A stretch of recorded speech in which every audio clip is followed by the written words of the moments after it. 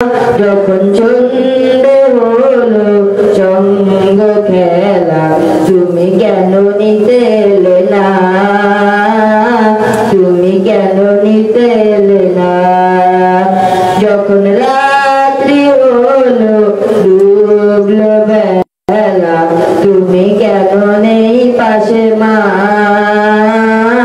তুমি কেন নেই পাশে মা, তুমি কেন নেই পাশে মা, তুমি কেন নেই পাশে মা। আসসালামু আলাইকুম ওয়া রাহমাতুল্লাহি ওয়া বারাকাতুহু। হালকা উড়ান, হালকা মাইক্রোফোন উড়ান, হালকা মুখ বরাবর করে না, দাঁড়ান দাঁড়ান দাঁড়ান দাঁড়ান।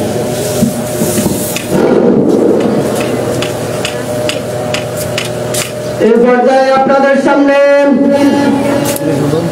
মূল্যবান নসিহত পেশ করবেন এই এলাকার কৃতি সন্তান, এই এলাকার গৌরব, হাফেজ মাওলানা মুফতি নাজিমউদ্দিন সাহেব, হাফেজ মাওলানা মুফতি নাজিমউদ্দিন সাহেব। আমি হযরতের মূল্যবান নসিহত পেশ করার জন্য সবিনয়ে অনুরোধ করছি।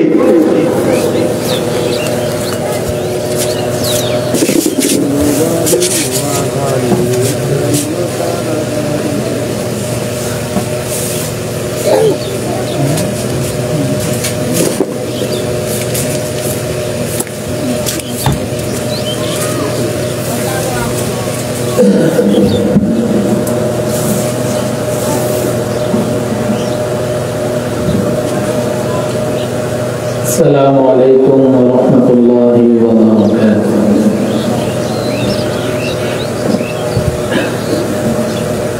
الحمد لله، الحمد لله نحمده ونستعينه ونستغفره ونؤمن به ونتوكل عليه ونعوذ بالله من شرور أنفسنا ومن سيئات أعمالنا. من يهد الله فلا مضل له ومن يضلله فلا هادي له. ونشهد أن لا إله إلا الله وحده لا شريك له. ونشهد أن سيدنا وسندنا وحبيبنا وحبيب ربنا وطبيبنا وطبيب قلوبنا ومولانا وأولانا محمدا عبده ورسوله صلى الله تعالى عليه وعلى آله وأصحابه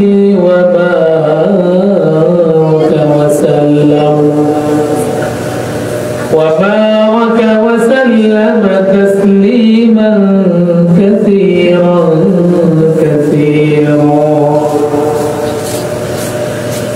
الذي أرسله الله تعالى بالحق بشيرا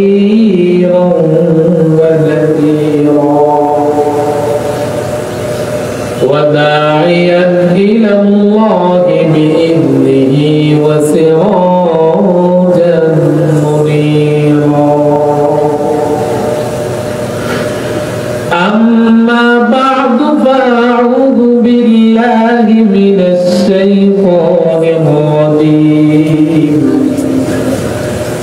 بسم الله الرحمن الرحيم قال الله تعالى كتاب أنزلناه إليك لتخرج الناس من الظلمات إلى النور وقال النبي صلى الله عليه وآله وسلم تبرك بالقرآن فإنه كلام الله وخرج عنه أو كما قال النبي عليه الصلاة والسلام اللهم صل على محمد وعلى آل محمد كما صليت على إبراهيم وعلى آل إبراهيم إنك حميد مجيد اللهم بارك على محمد وعلى آل محمد كما باركت على إبراهيم وعلى آل إبراهيم إنك حميد مجيد سبحانك لا علم لنا إلا ما علمتنا إنك أنت العليم الحكيم الحمد لمن قدر خيرا وقبلا الحمد لمن قدر خيرا وقبلا والشكر لمن صور حسنا وجمالا والشكر لمن صور حسنا وجمالا فرد صمد عن صفة الخلق بريء رب عزلي خلق الخلق كمالا رب عزلي خلق الخلق كمالا لا شبه ولا مثل ولا كفو لمولاه لا والد لا ولد ولا عم وخالا لا والد لا ولد ولا عم وخالا لا ضد ولا ند ولا حد لمولاه لا ضد ولا ند ولا حد لمولاه الآن كما كان ولم يلق زوالا الآن كما كان ولم يلق زوالا الأول والآخر والظاهر حقا الأول والآخر والظاهر حقا والباطن مولاي ولا قيل وقالا والباطن مولاي ولا قيل وقالا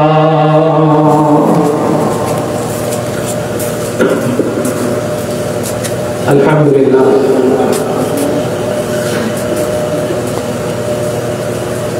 মুআজ্জাজ মুহতারাম, অধ্যকার আয়োজিত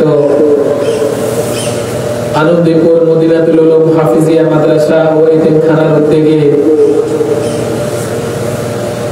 বার্ষিক তাফসীরুল কুরআন মাহফিলের শ্রদ্ধাভাজন সম্মানিত সভাপতি, প্রধান অতিথি, বিশেষ অতিথি বৃন্দ,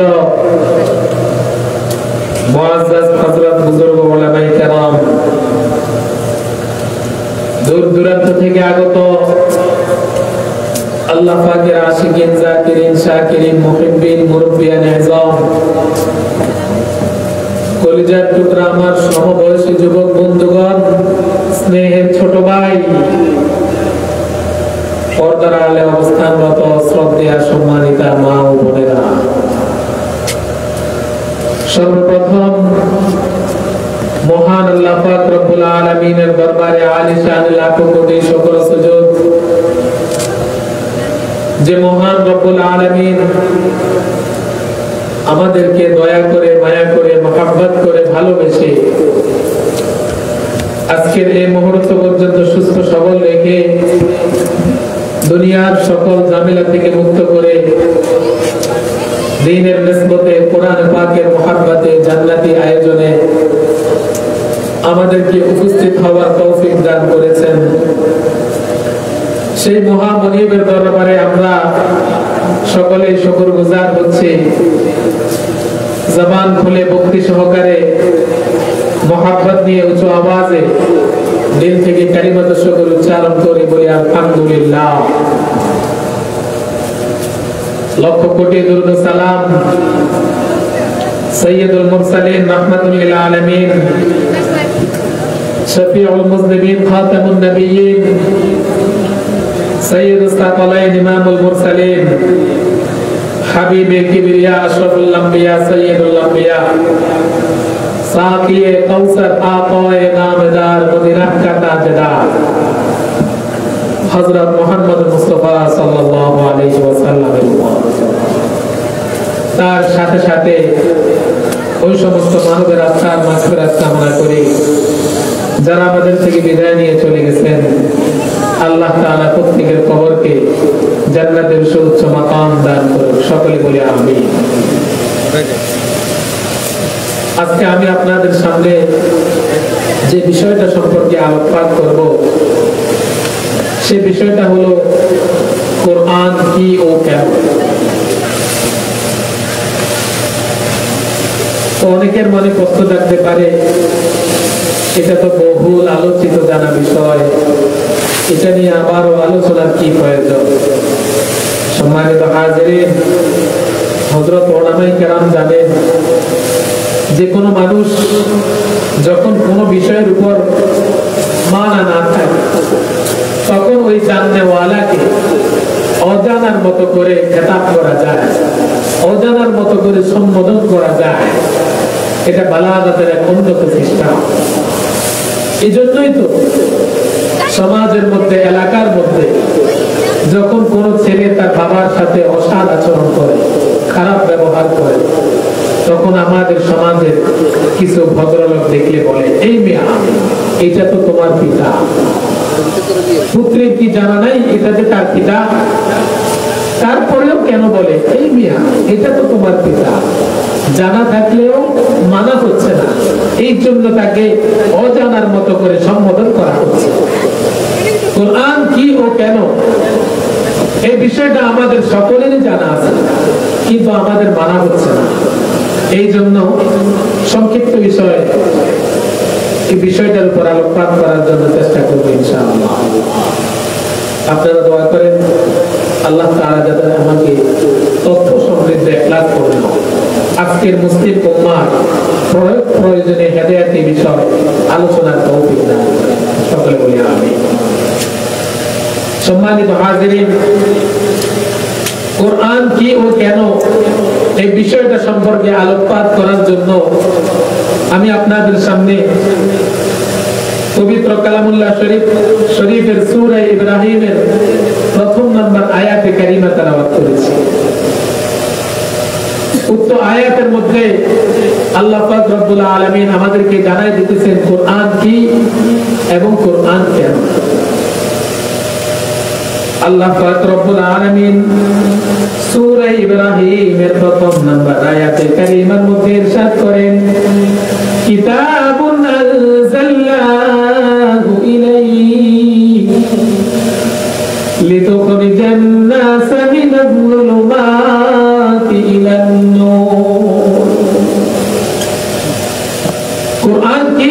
কিতাবুন আনজালনাহু ইলাইকা, কোরআন হলো আল্লাহ তাআলার পক্ষ থেকে রাসূলের উপর নাযিল করা কিতাব। সুবহানাল্লাহ। কোরআন কেন?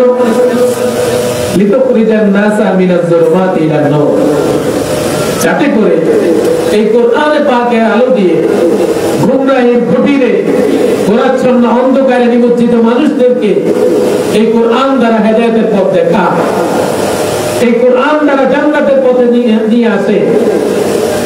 এই কোরআন কেন? যাতে করে গুমরাহির কুটিরে গোরাচ্ছন্ন অন্ধকারে নিমজ্জিত মানুষদেরকে এই কোরআন দ্বারা জান্নাত পর্যন্ত পৌঁছাইয়া দেয়। তাহলে সূরা ইব্রাহিমের প্রথম নম্বর আয়াতে কারিমা থেকে আমরা আজকের বিষয়বস্তু জেনে ফেলেছি। আজকের বিষয়বস্তু হলো কোরআন কি? কিতাবুন আনজালনাহু ইলাইকা, কোরআন হলো আল্লাহ তাআলার পক্ষ থেকে নাযিল করা কিতাব। কেন?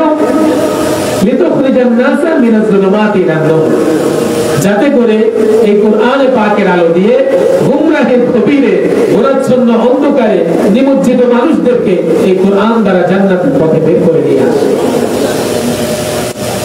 রাসূল কারীম সাল্লাল্লাহু আলাইহি ওয়াসাল্লাম হাদিসের মধ্যে বলতেছেন, তাবারাক বিল কোরআন, এই পৃথিবীর মানুষ তোমরা কোরআন দ্বারা বরকত অর্জন করো। রাসূলের এই হাদিসের মর্ম যদি আমাদেরকে বুঝতে হয় তাহলে একটু পিছনের কথার দিকে আসতে হয়।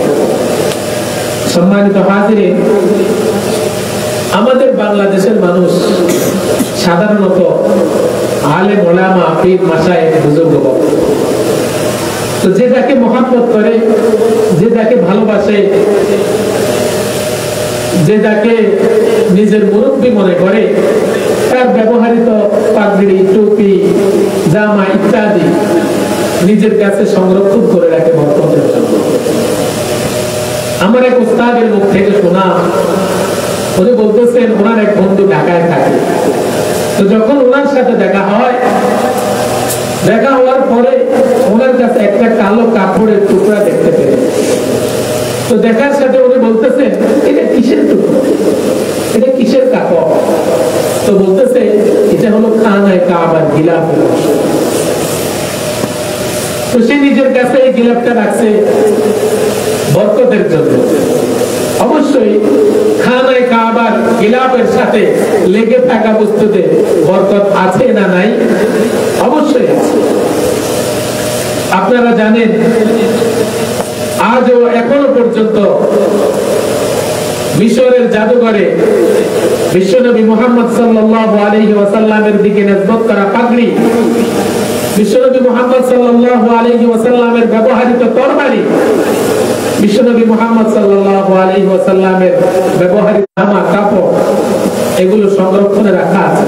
আপনাদেরকে বলতে চাই, যদি আল্লাহর ওলির সাথে লেগে থাকা বস্তুতে বরকত থাকে, আল্লাহর ঘরের সাথে লেগে থাকা গিলাফের বস্তু এমন যেটা কোনো আল্লাহর ওলি থেকে আসে নাই, যেটা আল্লাহর রাসূল থেকেও আসে নাই, সেটা এসেছে ডাইরেক্ট আল্লাহ রব্বুল আলামিন থেকে, সেটার বরকত কম হবে না, বেশি হবে, অবশ্যই বেশি হবে।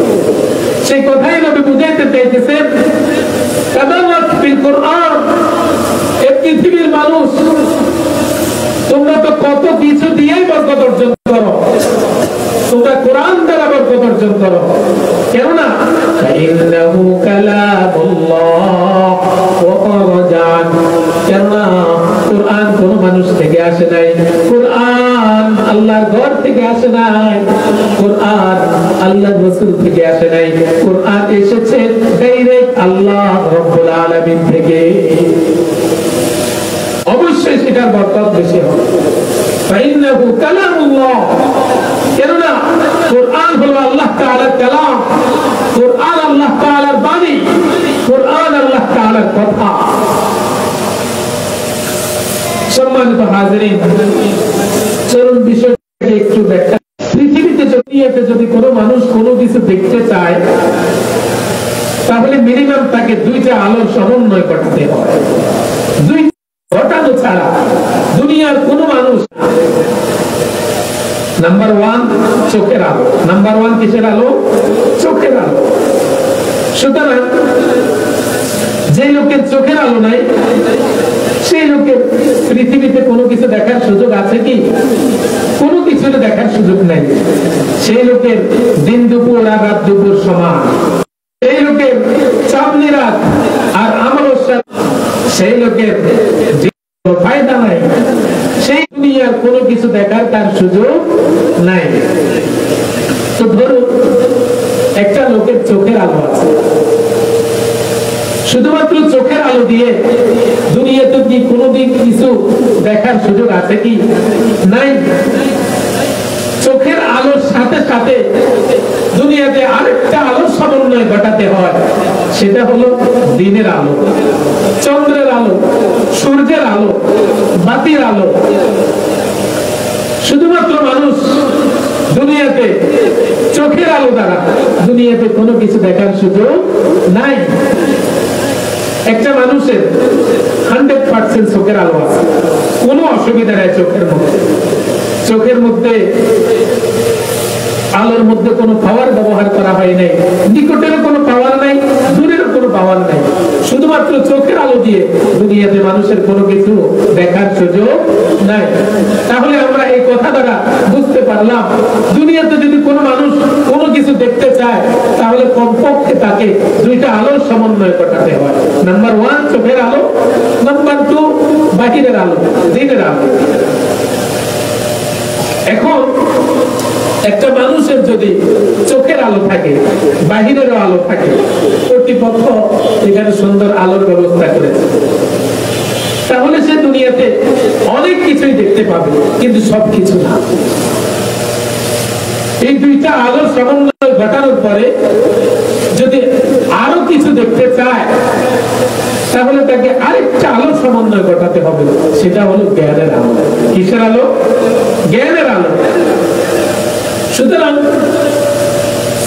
একটা লোকের চোখের আলো আছে এবং বাহিরেরও আলো আছে, কিন্তু তার জ্ঞানের আলো নাই, তাহলে দুনিয়াতে সে কি কোনো পড়ালেখার বস্তু কিছু দেখতে পাবে? পাবে না। ধরুন একটা মানুষের চোখের আলো আছে, বাহিরেরও আলো আছে, কিন্তু তার বাংলা জ্ঞানের আলো নাই, আরবি জ্ঞানের আলো নাই। একটা বাঙালি লোককে যদি আমরা সর্বপ্রথম নিয়ে প্রবেশ করাই দিই, কখনো কোনোদিন কিছুই বুঝতে পারবে না সাথে সাথে গেলে। কারণ তার চোখের আলো আছে, বাহিরেরও আলো আছে, কিন্তু সে দেখতে পেল না কেন? তার মধ্যে কিসের আলো নাই? আরবি জ্ঞানের আলো নাই। তদ্রূপ একটা ব্যক্তিকে যদি আমি বাহিরের কোন রাষ্ট্রের যে বাংলা ভাষা বুঝে না, তাকে যদি আমাদের দেশের একটি পোস্টার হাতে দিয়ে বলি যে বলেন তো দেখি এখানে কোন বক্তার নাম কোন জায়গায় আছে, তাহলে সে কি জীবনেও দেখাতে পারবে? পারবে না। কেননা তার কাছে কি বাংলা জ্ঞানের আলো নাই। তার মানে এই কথা দ্বারা আমরা বুঝতে পারলাম, শুধুমাত্র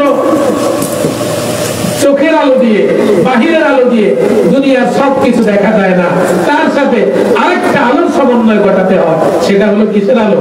জ্ঞানের আলো। জ্ঞানের ভিন্নতার কারণে চোখে দেখার মধ্যে ভিন্নতা তৈরি হয়।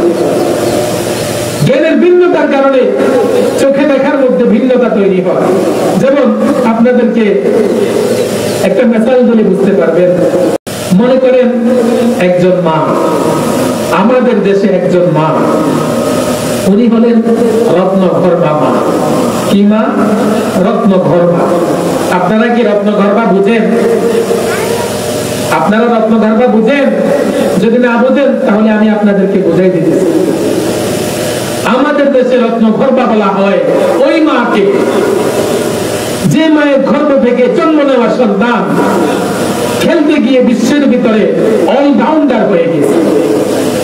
সে অলরাউন্ডারের জন্মদাতা মাকে আমার দেশে রত্নগর্ভা বলা হয়।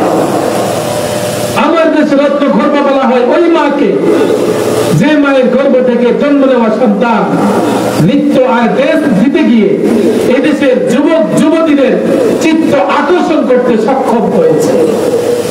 সেই ড্যান্সারের জন্মদাতা মাকে আমার দেশে রত্নগর্ভা বলা হয়।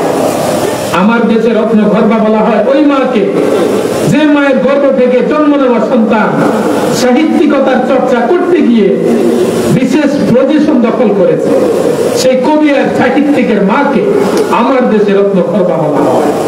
কিন্তু দুঃখের সাথে বলতে হয় আমার দেশে ওই মাকে রত্নগর্ভা বলা হয় না যে মায়ের গর্ভ থেকে জন্ম নেওয়া সন্তান মাত্র 8 থেকে 10 বছরের মাথায় ঐশী গ্রন্থ মহান কালামুল্লাহ শরীফের 30 পারা কমপ্লিট হেফজ করে তামাম পৃথিবী থেকে হিফজুল কোরআন প্রতিযোগিতায় যে জমিনে আল্লাহ তাআলা কোরআন নাযিল করেছেন সেই জমিনে গিয়ে তামাম পৃথিবীর সব রাষ্ট্রের হাফেজে কোরআনদেরকে হার মানাইয়া বিশ্বের হাফেজে কোরআনের শ্রেষ্ঠত্বের সম্মান নিয়ে আসে সেই হাফেজে কোরআনের মাকে আমার দেশে রত্নগর্ভা বলা হয় না।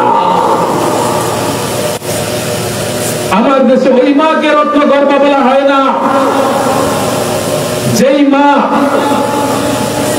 আল্লামা আহমদ শফি রহমতুল্লাহ আলাইহি, আল্লামা বাবুনগরী রহমতুল্লাহ আলাইহির মতো আধ্যাত্মিক জগতের সম্রাটকে জন্ম দেয়। আমার দেশে ওই মাকে রত্নগর্ভা বলা হয় না যেই মা এদেশের ইসলামী আন্দোলনের অঙ্গনে অপরাজিত সিংহ পুরুষের নামে মুফতি ফজলুল হক আমিনের মতো নাম স্মৃতির পাতায় রেখে যায়। তার গর্ভধারিণী মাকে আমার দেশে রত্নগর্ভা বলা হয় না। সম্মানিত হাজিরিন, আজকে আপনাদের রত্নগর্ভা নিয়ে আলোচনা। মনে করেন একজন মা, উনি নরমাল কোন মা নয়, উনি হলেন রত্নগর্ভা মা। উনি 3 সন্তানের জননী। কয় সন্তানের? 3 সন্তানের। তিনটাই আপার শিক্ষিত, সর্বোচ্চ শিক্ষিত। একজন ব্যারিস্টার, তিনি নরমাল কোন ব্যারিস্টার নয়, এই দেশ এবং সে দেশের রচনাকারী।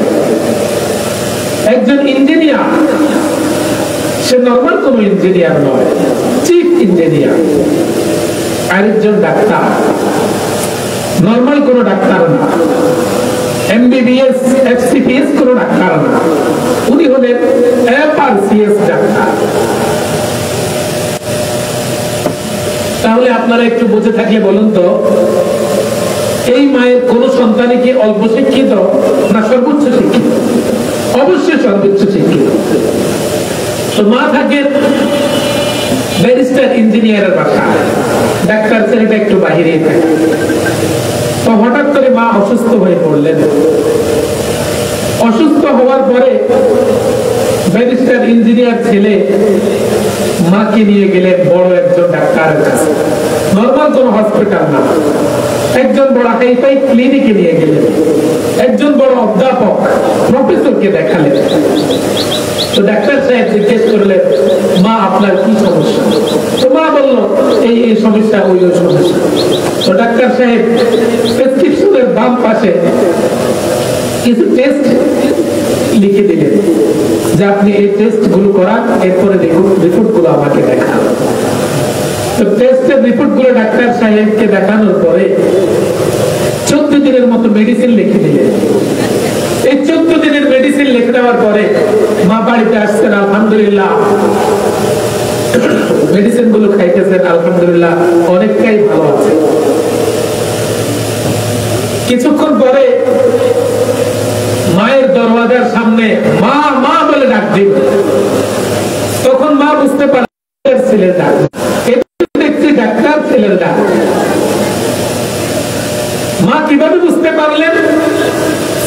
কারণ আল্লাহ তাআলা এই পৃথিবীতে দুনিয়ার শুরু থেকে আজ পর্যন্ত যত মানুষ সৃষ্টি করেছেন সকলকে আলাদা আলাদা জবান দিয়ে, সকলকে আলাদা আলাদা কণ্ঠ দিয়ে এই দুনিয়াতে সৃষ্টি করেছে।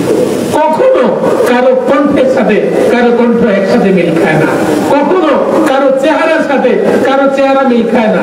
এমনকি আমরা দেখতেছি একজনের হাতের আঙ্গুলের চাপের সাথে কখনো আরেকজনের আঙ্গুলের চাপ একসাথে মিল খায় না, কিন্তু দেখতে একই রকম দেখা যায়। তো আল্লাহ তাআলা কত মহান, কত মহামহিমময়, যিনি এত লক্ষ কোটি মানুষ সৃষ্টি করেছে। তো যাক, আসলেন যে মা আপনার কথা, আপনার অসুস্থতার কথা শুনলাম, এই কারণে তো তাড়াতাড়ি আপনাকে দেখার জন্য চলে আসলাম। তো মা বলতেছে, হ্যাঁ ডাক্তার তো দেখাইছি, আলহামদুলিল্লাহ অনেকটাই ভালো আছে। মা যতই ভালো থাকার কথা বলো, কখনোই না ডাক্তার মা সুস্থ আছে হতে পারে। মাকে বললেন যে প্রেসক্রিপশনটা একটু দেখি। তো ডাক্তারের প্রেসক্রিপশনটা ডাক্তার ছেলের হাতে তুলে দিলেন। ছেলে দেখতেছে, মা আপনাকে তো দেখছি ডাক্তার অনেকগুলো টেস্ট দিয়েছে। হ্যাঁ বাবা, অনেকগুলো টেস্ট দিয়েছে। তার টেস্টের রিপোর্ট গুলো করে রাখছে। তো ডাক্তার ছেলে তো চোখের নিচ থেকে, তার মধ্যে একটা রিপোর্ট ছিল এমন, কালো প্রিন্ট। লাইটের সামনে ধরলেন, ধরার পর সাথে সাথে ডাক্তার ছেলে মাকে বললেন, মা তোমার তো একটা অসুবিধা হয়ে গেছে। কি অসুবিধা? যে তোমার গল ব্লাডারে পাথর দেখা যাচ্ছে। এখন আমার প্রশ্ন হলো, এই যে ব্লেড এক্সরের কালো প্রিন্ট, এটা ডাক্তার ছেলে দেখার পূর্বে তার ব্যারিস্টার ছেলে, যে ব্যারিস্টার, সে 8-10 বার দেখেছে। তার ছেলে যে ইঞ্জিনিয়ার, যে প্রতিদিন টনকে টন পাথরের কাজ করে, সে ছেলেটাও 8-10 বার দেখেছে। কিন্তু মায়ের গল ব্লাডারে যে পাথর জমে আছে সেটা তার চোখে ধরা। তো দাঁড়াও, মায়ের গল ব্লাডারে পাথর দেখতে পেল না কেন? আমি শিক্ষার ভিন্নতার কারণে কোন ব্যক্তি যদি ব্লেড এক্সরের কালো প্রিন্টের দিকে তাকাইয়া রোগীর দেহের কাটা ফাটা ছিঁড়া নির্ণয় করতে চায়, রোগীর দেহে পাথর নির্ণয় করতে চায়, তাহলে তাকে আর্টস আর কমার্স পড়লে হবে না, তাকে লয়ারি করলে হবে না, তাকে প্রকৌশলী বিদ্যা অর্জন করলে হবে না, তাকে ব্যারিস্টারি করলে হবে না, তাকে অর্জন করতে হবে মেডিকেল সায়েন্স। ঠিক না? মেডিকেল সায়েন্স অর্জন করা ব্যতীত যেমন আর্টস জীবনেও আল্লাহ পাওয়ার পথ খুঁজে পাবে না। যদি কোনো ব্যক্তি আল্লাহ পাওয়ার পথ খুঁজতে চায়, জান্নাতে যাওয়ার পথ খুঁজতে চায়, আল্লাহ তাআলাকে আপন করার পথ খুঁজতে চায়, নবী পয়গম্বরকে নিজের নবী হিসেবে মানার জন্য, তাকে নিজের জীবন বিধান অনুযায়ী চালানোর জন্য যদি চাইতে চায়, তাহলে আল্লাহর কোরআনের বিদ্যা ছাড়া কখনো সম্ভব হবে না। আল্লাহ পাওয়ার পথ খুঁজতে চাও, পয়গম্বরকে আপন করার পথ খুঁজতে চাও, তাহলে জীবনেও আর্টস কমার্স ফিজিক্স কেমিক্স তথ্য প্রযুক্তি দিয়ে জীবনেও আল্লাহ পাওয়ার পথ খুঁজে পাবে না। আল্লাহ পাওয়ার পথ খুঁজতে চাও, আল্লাহকে আপন করার পথ খুঁজতে চাও, তাহলে কোরআন পাকের বিদ্যা লাগবে। এখানে শত শত মানুষের পয়গাম, আল্লাহু আকবারের তরিকা এত উঁচু হওয়া দরকার, যাতে করে নাস্তিক বেঈমান মুরতাদ অন্তর কলিজা থরথর করে কাঁপে। সম্মানিত হাজির, এই স্পষ্ট ভাষায় বলতে চাই, পৃথিবীর মানব রচিত যত জ্ঞান ও বিজ্ঞান আছে, সব জ্ঞান ও বিজ্ঞান টোটাল যদি এক জায়গায় জমা করে আপনি যদি আপনার ছেলেকে ট্যাবলেট রূপে যদি পৃথিবীর অনেক কিছু দেখার যোগ্যতা অর্জন করবে, কালো প্রিমের ভিতরে তাকাইয়া গোল ব্লাডের পাথর দেখার যোগ্যতা অর্জন করবে, জমিনের ভিতরে হাত লাগাইয়া কয়তলা বিল্ডিং করা যায় জমি সেটা দেখার যোগ্যতা অর্জন করবে, পানির ভিতরে তাকাইয়া জীবন দেখার যোগ্যতা অর্জন করবে, আকাশের দিকে তাকাইয়া অনেক কিছু দেখার যোগ্যতা অর্জন করবে, কিন্তু জান্নাতে যাওয়ার যোগ্যতা কোরআন ছাড়া হবে না। জান্নাতে যাইতে চাও, তাহলে ছেলেকে কোরআনের মালা পরায় দাও, সন্তানকে কোরআনের শিক্ষা দাও। শিক্ষা ছাড়া জীবন। মুসলমান ভাইরা রে আমার, আমি তো কোনোভাবে আমাকে বুঝাইতে পারি না, এই পৃথিবীর বিশেষ করে বাংলাদেশের মুসলমান তাদের ধর্মীয় গ্রন্থ, মহাগ্রন্থ কোরআনুল কারীমের মতো এত মর্যাদাপূর্ণ দামি কিতাব তাদের হাতের নাগালে থাকতে, তাদের নাকের ডগায় থাকতে, তারা কিভাবে কোরআনুল কারীমের বিদ্যাকে বাইপাস করে আর মাইনাস করে তার সন্তানকে অন্য শিক্ষায় শিক্ষিত করার জন্য দেশ থেকে দেশান্তরে পাঠিয়ে দেয়, এটা কখনো আমার বুঝে আসে না। মুসলমানের সন্তান জাগতিক বিদ্যা অর্জন করবে না, এটা আমি কখনো বলি না। আমার তো ব্যক্তিগত থিওরি হলো, বর্তমান শিক্ষা সিচুয়েশনে মুসলমানের সন্তান শুধুমাত্র কেবলমাত্র নরমাল শিক্ষিত হলে চলবে না। মুসলমানের সন্তান সায়েন্সের এই যুগে মুসলমানের সন্তান বিশ্বসেরা সায়েন্টিস্ট হতে হবে। তথ্য প্রযুক্তির এই যুগেও মুসলমানের সন্তান বিশ্বসেরা তথ্যবিদ হতে হবে, এটা আমি চাই। তার মানে এটা না মুসলমান তার সন্তানকে বিশ্বসেরা সায়েন্টিস্ট বানাবার জন্য, মুসলমান তার সন্তানকে বিশ্বসেরা তথ্যবিদ বানানোর জন্য আল্লাহর কোরআন থেকে বঞ্চিত করে দিবে, এটা কখনো মেনে নেওয়া যায় না। আল্লাহ পাকের জমিনে বর্তমানে আসমানি গ্রন্থগুলোর মধ্যে শুধুমাত্র একটাই কেবলমাত্র অরিজিনাল আছে, সেটাই হলো দাওয়াতি কোরআন। মুসলমান আসে না তথ্য প্রযুক্তির যুগে তথ্যবিদদের সামনে যে কোরআন তথ্যের ডগায় চ্যালেঞ্জ করে তাদেরকে কোরআন কারীমের বিদ্যাকে আমাদের সন্তানকে শিক্ষা না দিয়ে কি করে আমরা জগতের যত বিদ্যা অর্জন করানোর জন্য পাগল হলাম। আমি তো দুনিয়াবাসীকে চ্যালেঞ্জ করব, এমন কোন কিতাব তোমরা দেখাইতে পারো নাকি যে কিতাবখানা পড়লেও নাকি, যে কিতাবখানা পড়াইলেও নাকি, যে কিতাবখানা মুহাব্বতের নজরে তাকাইলেও নাকি, যে কিতাবখানা সম্মানের সাথে ধরলেও নাকি, যে কিতাবখানা সম্মানের সাথে বহন করলেও নাকি, যে কিতাবখানা পড়তে না পারলেও পড়ার জন্য চেষ্টা করলেও নাকি। ও মুসলমান, তোমাদের ঘরের দরওয়াজায়, তোমাদের ঘরের বারান্দায়, মসজিদে, তোমাদের নাকের ডগায় এত বড় মূল্যবান কিতাব থাকতে, এত বড় মূল্যবান গ্রন্থ থাকতে, তুমি তোমার সন্তানকে এই কিতাব বাইপাস করে আর মাইনাস করে অন্য বিদ্যা শিক্ষা দেওয়ার জন্য কিভাবে তুমি তোমার সন্তানকে দেশ থেকে দেশান্তরে পাঠিয়ে দাও, এটা কখনো বুঝে আসে না। আজকে হাজারো গার্ডিয়ান এই অভিযোগ নিয়ে আসে যে আমার সন্তান ইয়াবাখোর, আমার সন্তান বাবাখোর, আমার সন্তান পেন্সিলখোর, আমার সন্তান হাইজাকার, আমার সন্তান সারাক্ষণ নেশায় আক্রান্ত থাকে, আমার সন্তান চরিত্রহীন। কারণ আপনার সন্তান তো নেশাখোর হবেই, আপনার সন্তান তো বাবাখোর হবেই, আপনার সন্তান তো মাদকাসক্ত হবেই, আপনার সন্তান তো ইয়াবাখোর হবেই। কারণ আপনি আপনার সন্তানকে জীবনের শুরু থেকে আজকের এই মুহূর্ত পর্যন্ত জীবনেও তো কখনো কোরআনের ছোঁয়া লাগান নাই, তার অন্তরের মধ্যে কখনো তো কোরআনের কোন বাতাস আপনি লাগাইতে পারেন নাই। তাহলে আপনার সন্তান কিভাবে কোরআন বলা হবে? আপনার সন্তান কিভাবে কোরআনের দিকে অগ্রসর হবে? আপনার সন্তান কিভাবে কোরআন পড়বে? আপনি তো আপনার সন্তানকেও কখনো কোরআনের জন্য শিক্ষা দেন নাই, কখনো কোরআনের বারান্দায় আপনার সন্তানকে পাঠান নাই। তাহলে আপনার সন্তান এই দেশের বড় নাস্তিক হবে না তো কি হবে? जिस शख्स ने कुरान को सीने में बसाया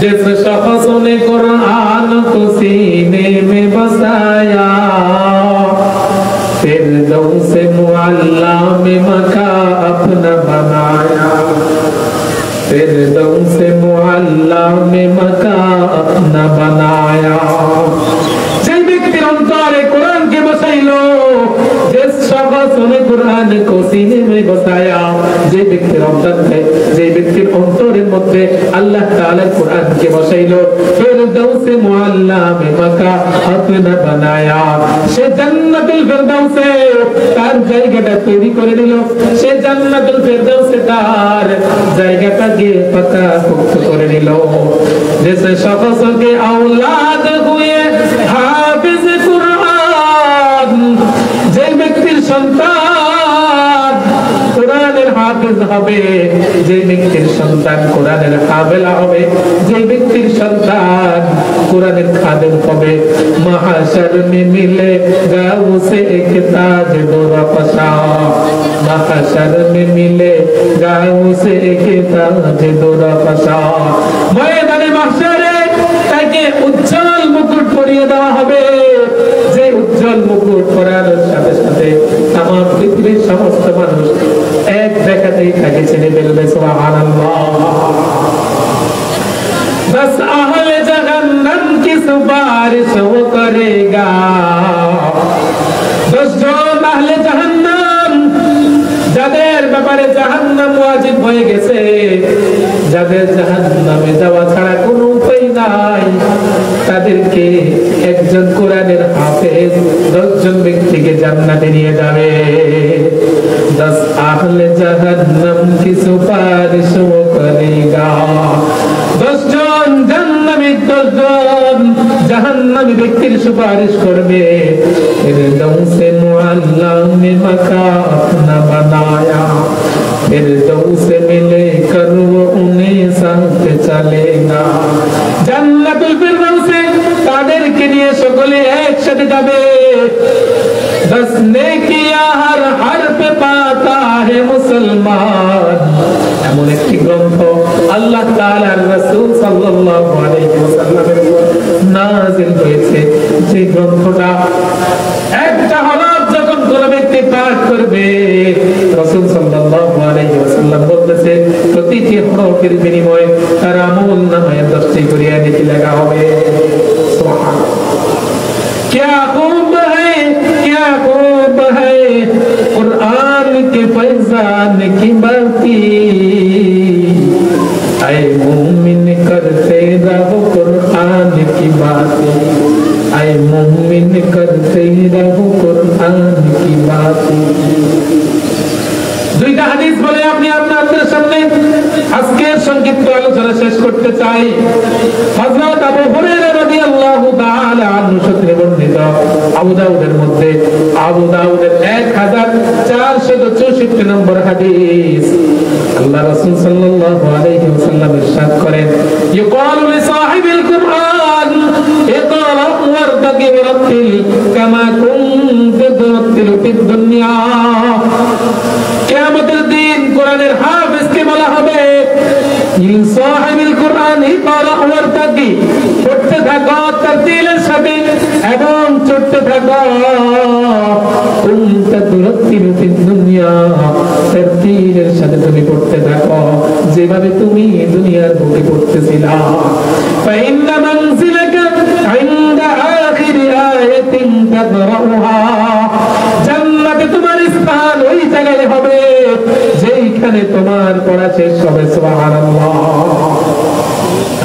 কোরআনে কারীম শব্দের অর্থ হলো পড়া অনেকের ভুল ধারণা যে কোরআনুল কারীম অর্থ ব্যতীত পড়লে কোনো লাভ নাই এই কথা ঠিক না বরঞ্চ রাসূল কারীম সাল্লাল্লাহু আলাইহি ওয়াসাল্লাম তিরমিজি শরীফের 2910 নম্বর হাদিসের মধ্যে বলতেছেন মান ক্বারা হারফান মিন কিতাবিল্লাহি ফালাহু বিহি হাসানাতু ওয়াল হাসানাতু বিআশরি আমসালিহা যে ব্যক্তি কোরআনের একটি হরফ পড়ল সে একটি নেকি বাড়ালো আর একটি নেকি 10টি নেকির সমান সাল্লাল্লাহু আলাইহি ওয়াসাল্লাম আরো বলেন, আমি তো এই কথা বলি না লা কুলু আলিফ লাম মিম হারফুন বাল আলিফুন হারফুন ওয়া লামুন হারফুন ওয়া মিমুন হারফুন।